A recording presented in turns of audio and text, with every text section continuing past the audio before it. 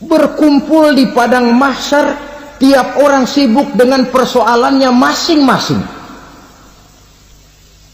Matahari waktu itu didekatkan oleh Allah, panas luar biasa. Ada yang saking panasnya itu mencucurkan peluh keringat sampai sebatas mata kakinya.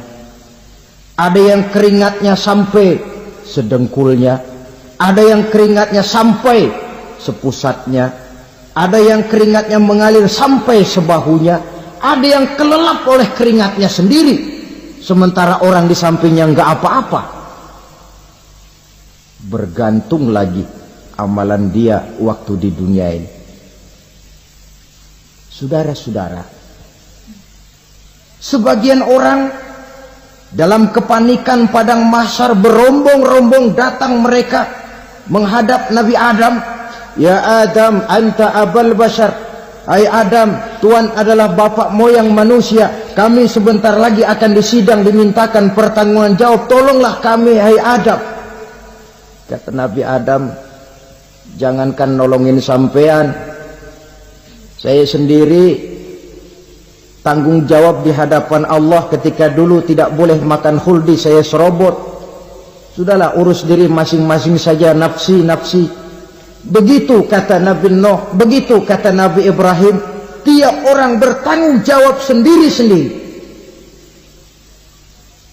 Ketika itulah saudara-saudara, nikmatnya menjadi umat Nabi besar Muhammad sallallahu alaihi wasallam. Sebab apa?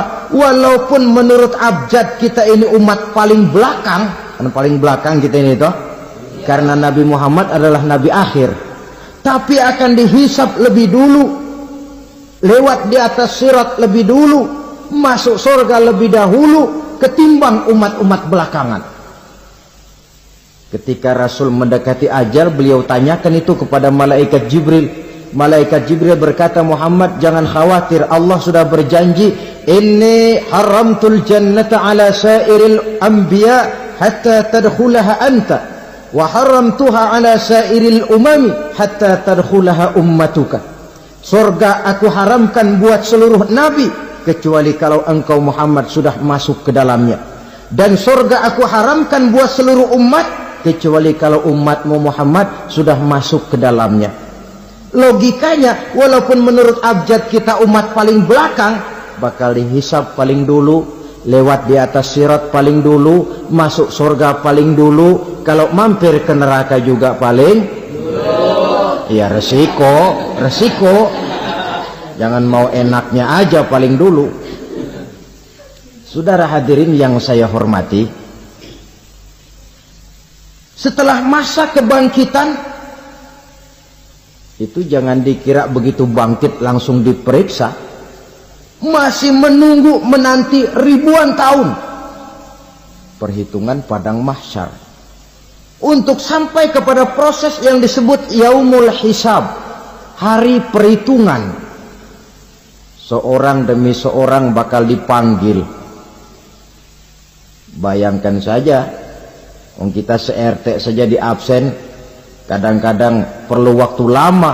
Ini manusia sejak zaman Nabi Adam sampai datang hari kiamat, satu demi satu disidang di hadapan Qadhi Rabbul Jalil.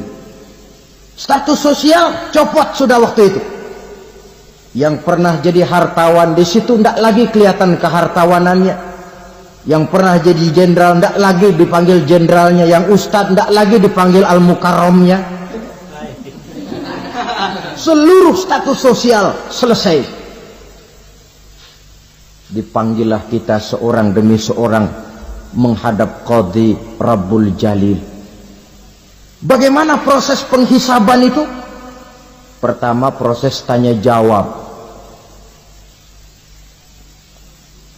Di antaranya ada hadis menyatakan, lan tazula qadama 'abdin yaumal qiyamah hatta yus'ala an arba'i khisalin. Besok di hari kiamat tidak akan bergeser telapak kaki seorang hamba sampai dia ditanya lebih dulu tentang 4 persoalan. Tentang ilmunya. Kemana ilmu itu diamalkan? tentang umurnya, di mana umur itu dihabiskan, tentang masa mudanya, kemana masa muda itu dipakai, tentang hartanya, dari mana harta itu didapat dan kemana harta itu dibelanjakan. Ini termasuk proses tanya jawab. Jadi kalau istilah pengadilan dunia, nama Fulan bin Fulan. Kamu waktu di dunia diberikan umur panjang untuk apa?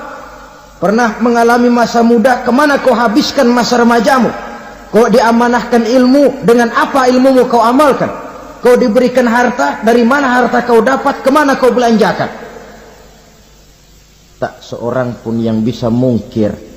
Sebab apa? Dikala itu yang menjadi saksi bukan orang.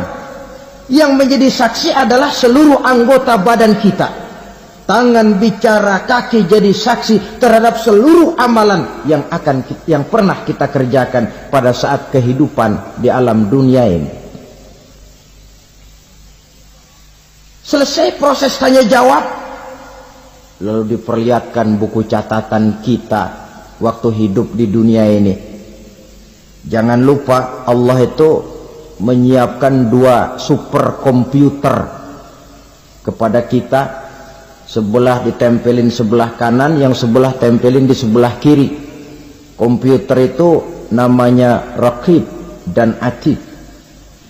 2 malaikat yang apabila baik kita lakukan, refleks saja akan menulis kebajikan kita. Jahat kita kerjakan akan tertulis. Catatan itu nanti diperlihatkan kepada kita. Waduh, alangkah malunya pada saat diperlihatkan catatan kita, buku rapot kita merah melulu.